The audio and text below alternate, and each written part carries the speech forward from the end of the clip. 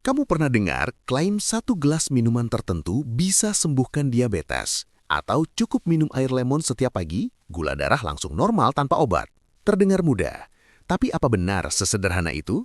Penelitian Journal of the Association of Physicians of India di tahun 2024 menunjukkan 72% penderita diabetes percaya minuman herbal bisa menggantikan obat. Padahal tidak ada minuman yang bisa menggantikan fungsi obat diabetes dalam regulasi gula darah. Di video ini, kita akan bongkar mana mitos dan mana fakta tentang minuman untuk mengontrol gula darah.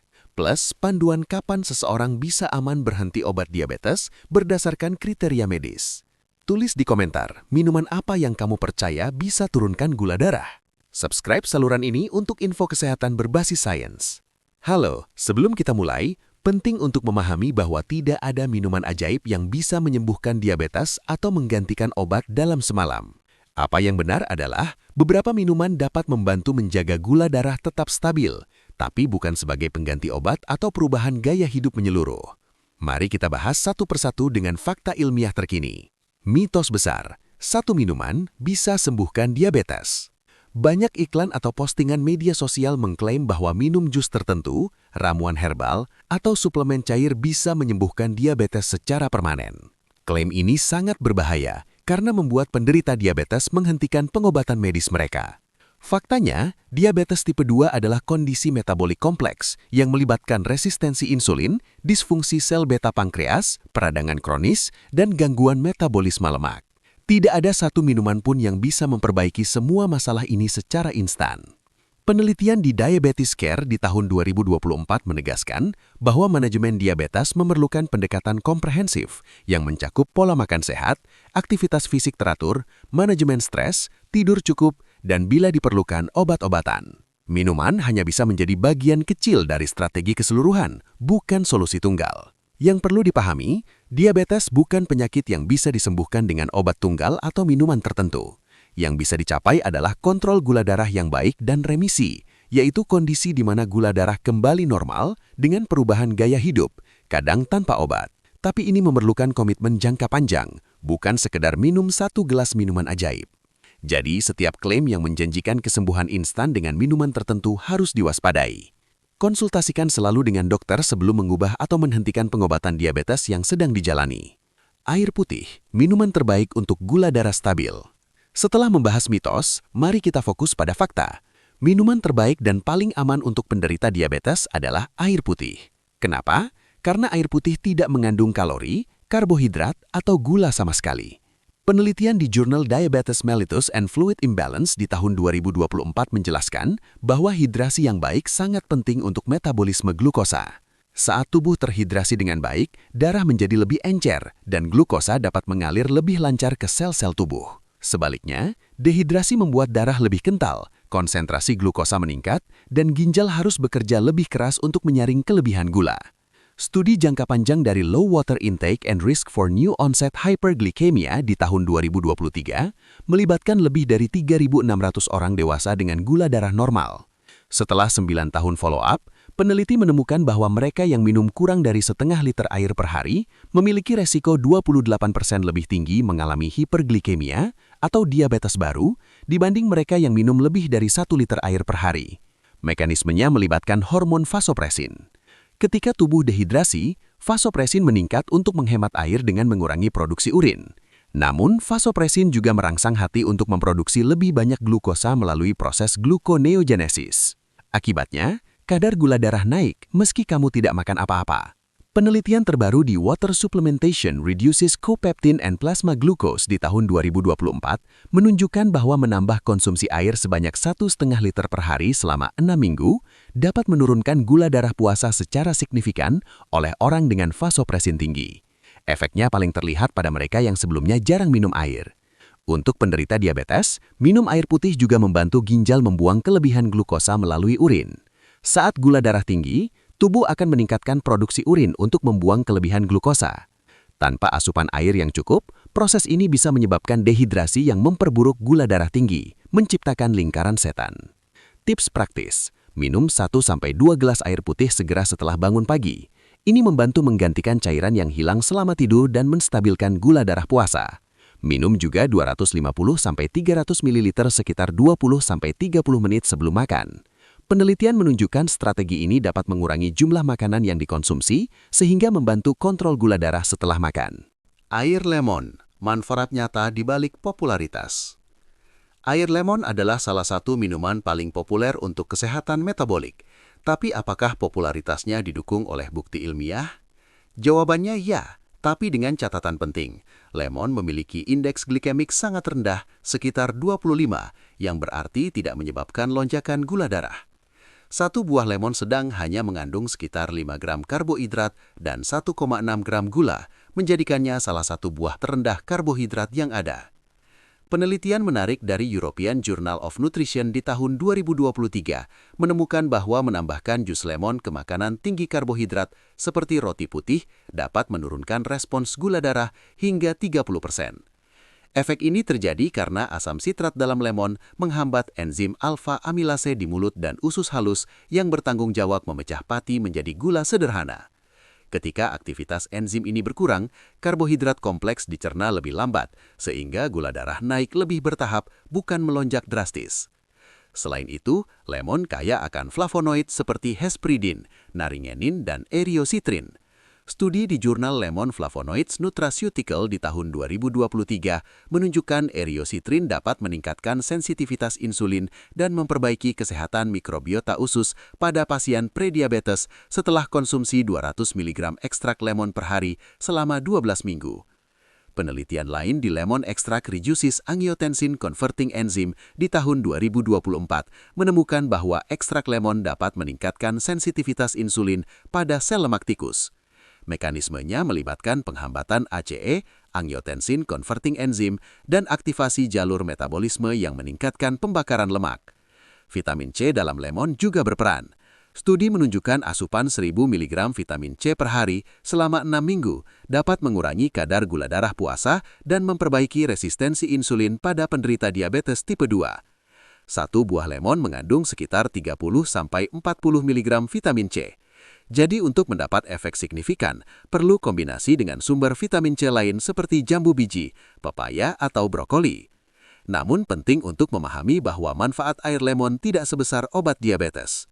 Studi menunjukkan penurunan gula darah dari lemon berkisar 10-30%, sementara obat diabetes seperti metformin dapat menurunkan hingga 50-70%. Jadi air lemon adalah pelengkap, bukan pengganti obat. Cara konsumsi yang tepat, peras setengah sampai 1 buah lemon segar ke dalam segelas air hangat atau dingin tanpa tambahan gula. Minum di pagi hari setelah bangun atau 15-20 menit sebelum makan. Hindari minum air lemon terlalu sering atau dalam jumlah besar, karena asam sitrat bisa mengikis enamel gigi. Gunakan sedotan bila perlu dan bilas mulut dengan air putih setelahnya. Perhatian khusus bagi yang memiliki masalah lambung seperti GERD atau gastritis. Asam dalam lemon bisa memicu mulas. Konsultasikan dengan dokter sebelum rutin mengkonsumsi air lemon, terutama jika sedang minum obat tertentu. Lemon dapat berinteraksi dengan beberapa obat diabetes, meningkatkan atau menurunkan efektivitasnya. Teh kopi tanpa gula, boleh, tapi dengan batasan. Teh kopi tanpa gula juga termasuk minuman yang aman untuk penderita diabetes karena hampir tidak mengandung kalori. Bahkan beberapa penelitian menunjukkan manfaat spesifik untuk metabolisme glukosa. Teh hijau misalnya mengandung epigallocate-ceteching galat atau EGCG, senyawa antioksidan kuat yang dapat meningkatkan sensitivitas insulin. Penelitian meta-analisis Diabetes Care di tahun 2023 menunjukkan konsumsi 3-4 cangkir teh hijau per hari dapat menurunkan risiko diabetes tipe 2 hingga 18%. Pada orang yang sudah diabetes, teh hijau dapat membantu menurunkan gula darah puasa rata-rata 5-10 mg per desiliter. Kopi hitam tanpa gula juga memiliki efek protektif. Studi jangka panjang menunjukkan konsumsi 3-4 cangkir kopi per hari dikaitkan dengan penurunan risiko diabetes tipe 2 hingga 25%. Kafein dan asam klorogenat dalam kopi diduga berperan dalam meningkatkan metabolisme glukosa dan mengurangi penyerapan gula di usus. Namun ada catatan penting untuk kafein. Kafein memiliki efek vasokonstriksi, yaitu menyempitkan pembuluh darah yang bisa mengurangi aliran darah ke jaringan perifer. Kafein juga bersifat diuretik ringan, meningkatkan produksi urin yang bisa menyebabkan dehidrasi ringan jika tidak diimbangi dengan air putih. Penelitian di Journal of Diabetes Care di tahun 2024 menemukan bahwa konsumsi kafein berlebihan lebih dari 400 mg per hari setara 4-5 cangkir kopi dapat meningkatkan kadar kortisol, hormon stres yang memicu pelepasan glukosa dari hati. Pada beberapa orang sensitif kafein, ini bisa menyebabkan gula darah naik meski tidak makan. Tips konsumsi: batasi teh atau kopi maksimal 2-3 cangkir per hari. Hindari kopi atau teh di sore atau malam hari karena bisa mengganggu tidur. Kualitas tidur yang buruk terbukti meningkatkan resistensi insulin dan gula darah keesokan harinya. Pilih kopi atau teh tanpa tambahan gula, susu kental manis, sirup atau whipped cream. Kalau ingin rasa manis, gunakan pemanis alami seperti stevia dalam jumlah sangat terbatas. Perhatikan juga bahwa kopi instan kemasan sering mengandung gula tersembunyi, jadi baca label teliti. Minuman yang harus dihindari penderita diabetes. Setelah membahas minuman yang aman, penting juga mengetahui minuman yang harus dihindari atau sangat dibatasi oleh penderita diabetes. Pertama, minuman manis seperti soda, jus buah kemasan, teh manis, kopi susu manis, dan minuman energi. Minuman ini mengandung gula sederhana yang langsung diserap tubuh, menyebabkan lonjakan gula darah drastis dalam 15-30 menit setelah konsumsi. Satu kaleng soda 330 ml bisa mengandung 35-40 gram gula, setara sekitar 9 sendok teh gula. Penelitian di American Journal of Clinical Nutrition di tahun 2024 menunjukkan konsumsi 1-2 porsi minuman manis per hari meningkatkan risiko diabetes tipe 2 hingga 26%. Bagi yang sudah diabetes, minuman manis dapat memperburuk kontrol gula darah dan meningkatkan risiko komplikasi seperti kerusakan saraf, retinopati, dan penyakit ginjal. Jus buah segar juga perlu dibatasi meski terdengar sehat. Meskipun jus jeruk atau jus apel mengandung vitamin, proses juicing menghilangkan serat yang penting untuk memperlambat penyerapan gula. Hasilnya, gula dalam jus diserap lebih cepat dibanding makan buah utuh. Satu gelas jus jeruk 250 ml bisa mengandung 20-25 gram gula tanpa serat yang menyertainya. Minuman alkohol juga perlu sangat dibatasi. Alkohol dapat menyebabkan hipoglikemia atau gula darah terlalu rendah, terutama jika dikonsumsi tanpa makan. Hati yang sedang memetabolisme alkohol tidak bisa melepaskan glukosa dengan baik ke aliran darah. Bagi pengguna insulin atau obat sulfonilurea seperti glibenclamide, kombinasi alkohol dengan obat ini sangat berbahaya. Selain itu, beberapa minuman beralkohol seperti bir manis, wine manis, atau koktail mengandung banyak karbohidrat yang bisa menaikkan gula darah. Jika benar-benar ingin minum alkohol, batasi maksimal 1 gelas per hari untuk wanita dan 2 gelas untuk pria. Dan selalu minum bersama makanan yang mengandung protein dan lemak sehat. Minuman kemasan berlabel rendah gula atau tanpa gula juga patut diwaspadai. Banyak menggunakan pemanis buatan seperti aspartam, sukralosa, atau sakarin. Meski tidak menaikkan gula darah langsung, beberapa studi menunjukkan konsumsi pemanis buatan jangka panjang dapat mengubah mikrobiota usus dan justru meningkatkan risiko resistensi insulin. Susu full cream atau susu dengan tambahan gula juga sebaiknya dihindari. Pilih susu rendah lemak tanpa gula atau susu almond tanpa pemanis jika ingin alternatif nabati. Hidrasi dan kontrol gula darah, hubungan yang sering diabaikan. Dehidrasi adalah masalah umum pada penderita diabetes yang sering tidak disadari. Gula darah tinggi menyebabkan tubuh memproduksi lebih banyak urin untuk membuang glukosa berlebih. Proses ini disebut diuresis osmotik. Penelitian di Reduced Water Intake deteriorates glucose regulation in patients. Minuman yang harus dihindari penderita diabetes. Setelah membahas minuman yang aman, penting juga mengetahui minuman yang harus dihindari atau sangat dibatasi oleh penderita diabetes. Pertama, minuman manis seperti soda, jus buah kemasan, teh manis, kopi susu manis, dan minuman energi. Minuman ini mengandung gula sederhana yang langsung diserap tubuh, menyebabkan lonjakan gula darah drastis dalam 15-30 menit setelah konsumsi. Satu kaleng soda 330 ml bisa mengandung 35-40 gram gula, setara sekitar 9 sendok teh gula. Penelitian di American Journal of Clinical Nutrition di tahun 2024 menunjukkan konsumsi 1-2 porsi minuman manis per hari meningkatkan risiko diabetes tipe 2 hingga 26%. Bagi yang sudah diabetes, minuman manis dapat memperburuk kontrol gula darah dan meningkatkan risiko komplikasi seperti kerusakan saraf, retinopati, dan penyakit ginjal. Jus buah segar juga perlu dibatasi meski terdengar sehat. Meskipun jus jeruk atau jus apel mengandung vitamin, proses juicing menghilangkan serat yang penting untuk memperlambat penyerapan gula. Hasilnya, gula dalam jus diserap lebih cepat dibanding makan buah utuh. Satu gelas jus jeruk 250 ml bisa mengandung 20-25 gram gula tanpa serat yang menyertainya.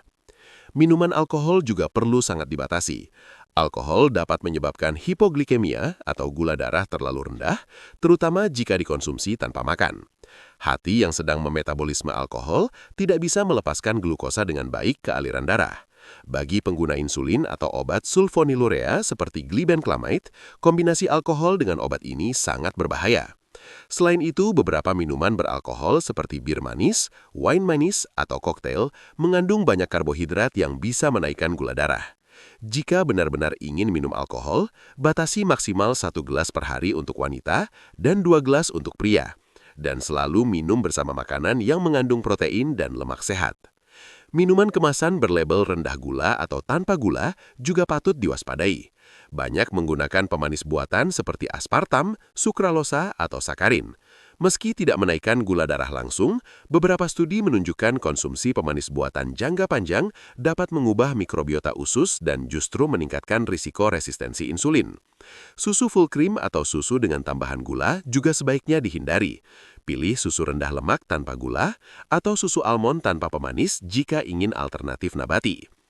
Hidrasi dan kontrol gula darah, hubungan yang sering diabaikan.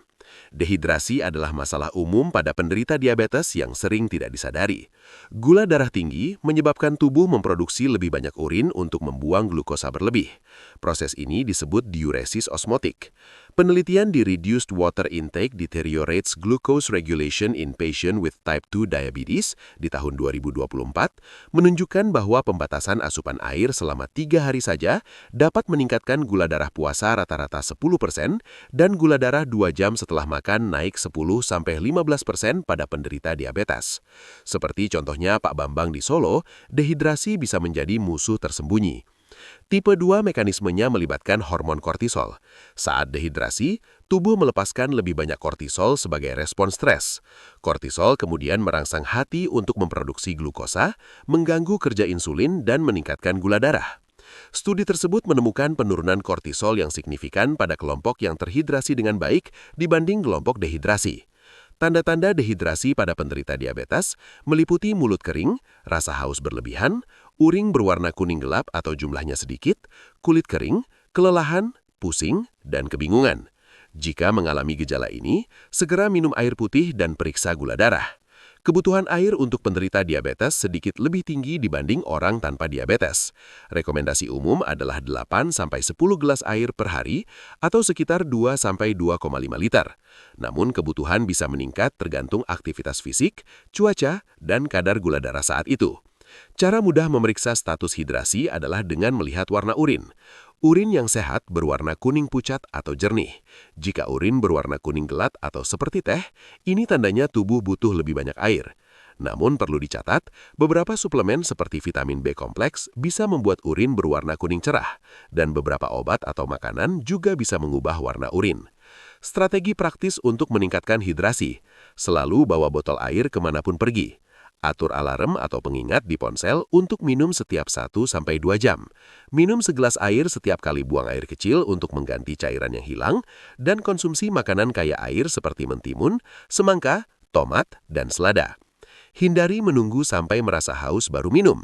Rasa haus sudah merupakan tanda dehidrasi ringan. Penderita diabetes, terutama lansia, kadang memiliki mekanisme haus yang tumpul sehingga perlu lebih proaktif dalam minum air. Kapan aman berhenti obat diabetes? Kriteria medis yang harus dipenuhi. Pertanyaan yang sering muncul, apakah mungkin berhenti minum obat diabetes? Jawabannya adalah bisa, tapi dengan syarat ketat dan harus dalam pengawasan dokter. Ini yang disebut remisi diabetes. Berdasarkan panduan American Diabetes Association di tahun 2025, remisi diabetes didefinisikan sebagai kondisi di mana hemoglobin A1C kurang dari 6,5% tanpa obat diabetes selama minimal 3 bulan. Hemoglobin A1C adalah tes darah yang mengukur rata-rata gula darah selama 2-3 bulan terakhir. Kriteria lengkap untuk mempertimbangkan penghentian obat diabetes meliputi pertama, kadar gula darah stabil. Gula darah puasa konsisten di bawah 100 mg per dl, gula darah 2 jam setelah makan di bawah 140 mg per dl, dan hemoglobin A1C kurang dari 6,5% tanpa obat atau dengan obat dosis minimal.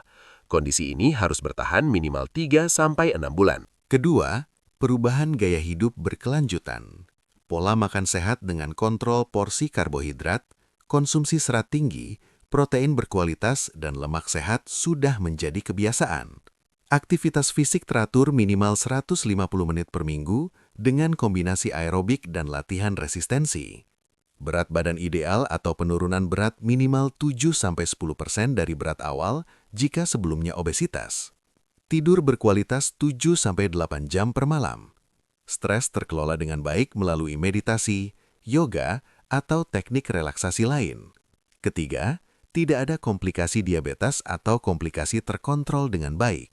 Fungsi ginjal normal dengan estimasi laju filtrasi glomerulus di atas 60 ml per menit per 1,73 meter persegi.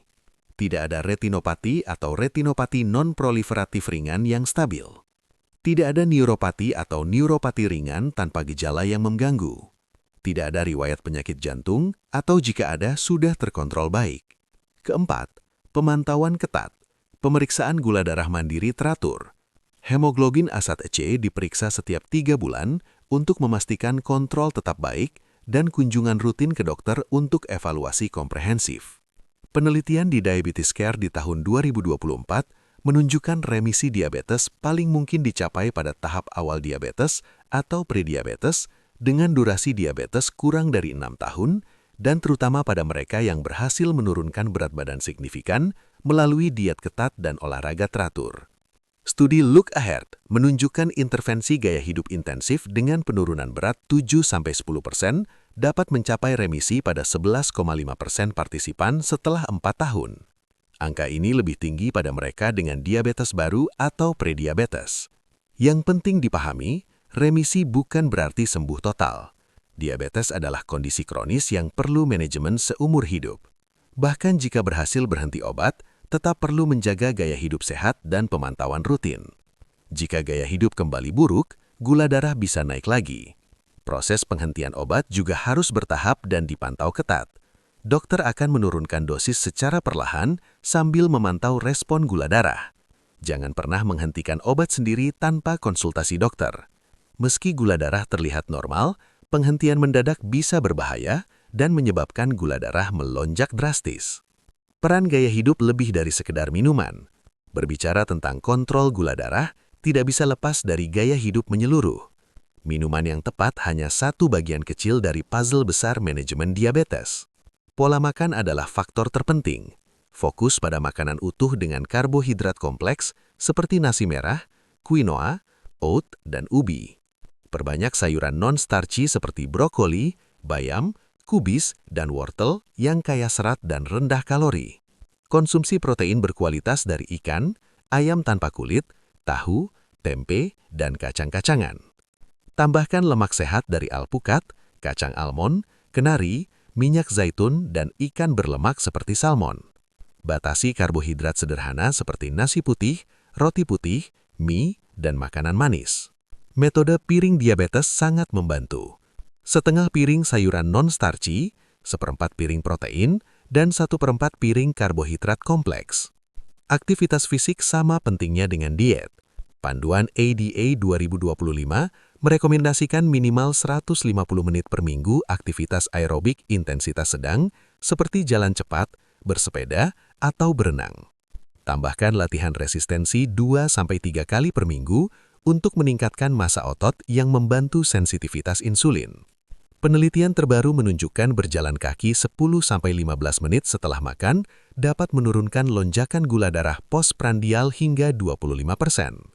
Aktivitas fisik ringan ini membantu otot mengambil glukosa dari darah tanpa memerlukan banyak insulin. Manajemen stres juga krusial. Stres kronis meningkatkan kortisol yang memperburuk gula darah. Teknik meditasi mindfulness 10-20 menit per hari terbukti menurunkan hemoglobin A1C rata-rata 0,3–0,5% setelah 8 minggu. Tidur berkualitas tidak boleh diabaikan. Penelitian di Diabetes Care di tahun 2024 menunjukkan kurang tidur kurang dari 6 jam per malam meningkatkan resistensi insulin hingga 30% keesokan harinya. Tidur 7–8 jam setiap malam membantu regulasi hormon yang mengontrol nafsu makan dan metabolisme glukosa. Hindari merokok dan batasi alkohol. Merokok merusak pembuluh darah dan memperburuk resistensi insulin. Alkohol mengganggu kemampuan hati melepaskan glukosa, meningkatkan risiko hipoglikemia, terutama pada malam hari. Dukungan sosial juga penting. Bergabung dengan komunitas diabetes atau kelompok dukungan dapat memberikan motivasi dan berbagi pengalaman dalam mengelola kondisi ini. Keluarga yang suportif, seperti keluarga Ibu Siti di Makassar, membuat perubahan gaya hidup lebih mudah dijalani. Pemantauan mandiri, kunci keberhasilan jangka panjang. Pemantauan gula darah mandiri adalah keterampilan penting yang sering diabaikan.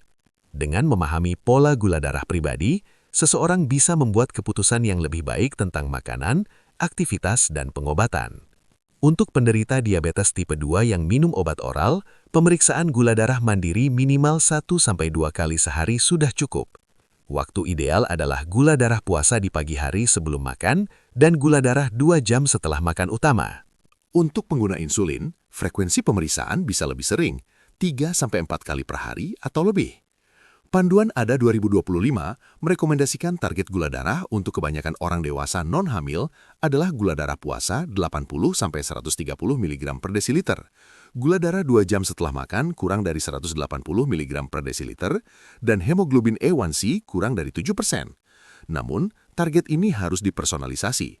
Lansia dengan riwayat hipoglikemia atau komplikasi lanjut mungkin memiliki target yang lebih longgar, misalnya hemoglobin A1C kurang dari 8% untuk mengurangi risiko gula darah terlalu rendah. Teknologi Continuous Glucose Monitoring atau CGM kini semakin terjangkau dan direkomendasikan untuk memantau gula darah secara real-time. CGM memberikan gambaran lengkap bagaimana makanan, aktivitas, stres, dan tidur mempengaruhi gula darah sepanjang hari. Catat juga faktor lain dalam buku harian diabetes, jenis dan porsi makanan, waktu dan durasi aktivitas fisik, dosis obat atau insulin, tingkat stres, kualitas tidur, dan gejala yang dirasakan, seperti lemas, pusing, atau kesemutan. Pola-pola ini sangat berharga saat berkonsultasi dengan dokter atau ahli gizi. Pemeriksaan hemoglobin A1C setiap 3 bulan wajib dilakukan untuk evaluasi kontrol jangka panjang. Hemoglobin A1C memberikan gambaran rata-rata gula darah selama 2–3 bulan terakhir dan merupakan prediktor terbaik untuk risiko komplikasi diabetes. Pemeriksaan komplikasi juga tidak boleh dilewatkan. Periksa mata minimal setahun sekali untuk deteksi retinopati dini. Pemeriksaan fungsi ginjal termasuk kreatinin, eGFR, dan mikroalbumin urin setiap tahun. Pemeriksaan kaki untuk neuropati dan risiko luka setiap kunjungan ke dokter. Profil lipid, kolesterol total, LDL, HDL, trigliserida setiap tahun atau lebih sering jika ada masalah. Tekanan darah setiap kunjungan dengan target di bawah 130/80 mm air raksa untuk kebanyakan penderita diabetes. Edukasi berkelanjutan, investasi terbaik untuk kesehatan. Diabetes adalah kondisi yang terus berkembang dengan penelitian dan terapi baru bermunculan. Pendidikan berkelanjutan tentang diabetes sangat penting untuk manajemen yang optimal. Diabetes Self-Management Education and Support atau DSME adalah program terstruktur yang terbukti efektif. Panduan ADA 2025 merekomendasikan DSME pada 5 waktu kritis saat diagnosis, setiap tahun untuk evaluasi rutin, saat tidak mencapai target gula darah, saat ada perubahan atau komplikasi, dan saat transisi kehidupan seperti kehamilan atau perubahan pekerjaan. DSME mencakup pemahaman tentang apa itu diabetes, bagaimana makanan mempengaruhi gula darah, pentingnya aktivitas fisik, cara menggunakan obat dengan benar, teknik pemantauan gula darah, pencegahan dan penanganan hipoglikemia, perawatan kaki, dan kesehatan mental, serta coping dengan diabetes. Studi meta-analisis di tahun 2024 menunjukkan partisipasi dalam program DSME dapat menurunkan hemoglobin A1C rata-rata 0,5–1%, setara dengan efek beberapa obat diabetes. Manfaat lain termasuk penurunan berat badan, peningkatan kualitas hidup, dan pengurangan risiko komplikasi. Teknologi digital kini memudahkan akses edukasi. Aplikasi diabetes dapat membantu melacak makanan, aktivitas, dan gula darah. Platform telemedicine memungkinkan konsultasi jarak jauh dengan dokter atau edukator diabetes. Media sosial dan forum online menyediakan komunitas dukungan, meski harus berhati-hati memverifikasi informasi medis. Literasi kesehatan yang baik membantu membedakan informasi yang akurat dari mitos atau klaim palsu. Selalu cek sumber informasi, apakah dari organisasi kesehatan terpercaya seperti American Diabetes Association, Perkumpulan Endokrinologi Indonesia, atau jurnal medis peer-reviewed. Waspada terhadap klaim yang terlalu bagus untuk jadi kenyataan, seperti sembuh total dalam 7 hari atau tanpa obat, tanpa diet. Konsultasi rutin dengan tim kesehatan yang terdiri dari dokter, ahli gizi, edukator diabetes, dan bila perlu psikolog sangat membantu manajemen diabetes jangka panjang. Komunikasi terbuka tentang kesulitan yang dihadapi, pertanyaan tentang pengobatan atau kekhawatiran tentang komplikasi membantu tim kesehatan memberikan solusi yang paling sesuai. Jadi, kembali ke pertanyaan awal. Apakah ada minuman yang bisa turunkan gula darah atau bahkan sembuhkan diabetes? Jawabannya adalah tidak ada minuman ajaib yang bisa menyembuhkan diabetes atau menggantikan obat secara instan. Yang benar adalah air putih, air lemon, teh dan kopi tanpa gula dapat membantu menjaga gula darah tetap stabil karena tidak mengandung kalori dan tidak menyebabkan lonjakan gula darah. Hidrasi yang baik sangat penting untuk metabolisme glukosa yang optimal. Air lemon memiliki efek tambahan dalam memperlambat penyerapan gula dari makanan, tapi efeknya jauh lebih kecil dibanding obat diabetes. Untuk bisa berhenti obat diabetes dengan aman, seseorang harus mencapai remisi dengan kriteria ketat.